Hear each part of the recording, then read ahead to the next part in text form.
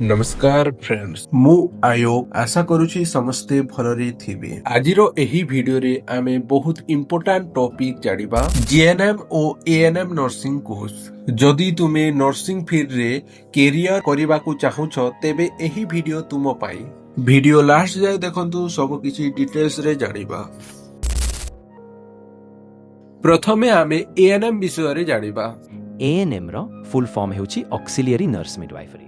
यह एक भारत में लोकप्रिय नर्सिंग कोर्स जहाँ मुख्यतः प्राथमिक स्वास्थ्य सेवा एवं प्रसूति संपर्कित शिक्षा देता है। यह 2 इयर्स रो बेसिक नर्सिंग कोर्स अटे। एथिरे primary health care, village level अन्य हेल्थ पाई एथिरे सिखा जाए। एएनएम नर्स माने मोस्टली रूरल हेल्थ सेंटर रे काम करंती। एग्जांपल कहले government hospital, primary health centre, community health centre. ANM हेउची बेसिक लेवल नर्सिंग कोर्स जोथिरे बेसिक हेल्थ केयर सिखा जाए।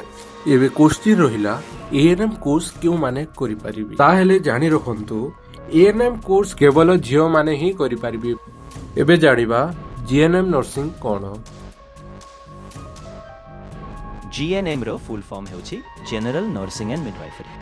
यह एक एडवांस्ड नर्सिंग कोर्स जहाँ भारत में अनेक शिक्षार्थी को बहुत ही प्रोफेशनल लेवल नर्सिंग कोर्स देता है, जहाँ हॉस्पिटल नर्सिंग, आईसीयू एवं प्रसूति सेवा विशेष शिक्षा देता है। जीएनएम नर्सिंग कोर्स को समस्ते करि परिबे।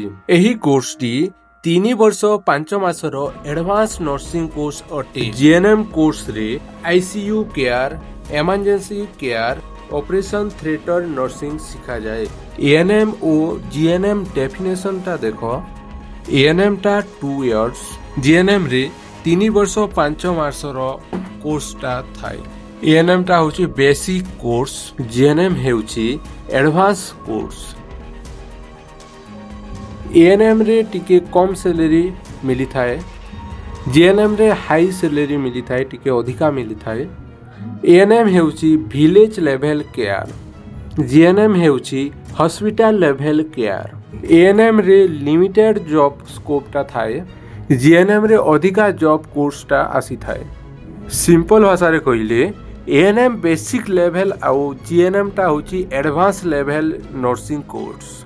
एएनएम पाई किसी जगह रे 10 क्लास पास होइतिले मध्य एडमिशन टा होई थाए, हेले एबे अधिकांश जगह रे 10 प्लस 2 पास होइतेले एडमिशन मिलिबो। जो माने गवर्नमेंट रे जो माने एडमिशन करबा को चाहछ गवर्नमेंट कॉलेज रे सेतरे खर्च तो बहुत कम हुए। मैक्सिमम 10,000 रु 15,000 भीतर खर्च हुए।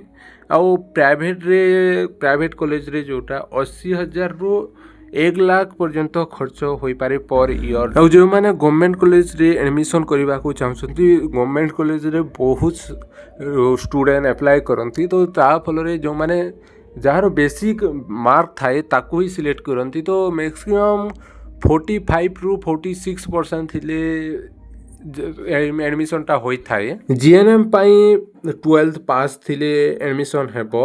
आउ आर्ट्स हो साइंस हो समस्ते एडमिशन करि पारिबे। आउ एटा गवर्नमेंट कॉलेज रे 10,000 रु 15,000 भीतर ही खर्च हुए, बहुत कम हुए गवर्नमेंट कॉलेज रे। और प्राइवेट कॉलेज रे टिके अधिका होई थाए, 1 लाख रु 1,20,000 भीतर खर्च होई थाए। जीएनएम और एएनएम दुईटी ही भलो जॉब मिली थाए, जोटा जॉब ऑप्शन गुड़ाक देखि पारुथुबो।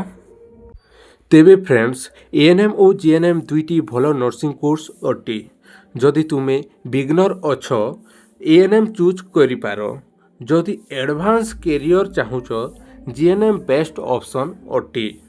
वीडियो भलो लागिले लाइक, शेयर एवं सब्सक्राइब करिबा भूलिबे नाही। धन्यवाद।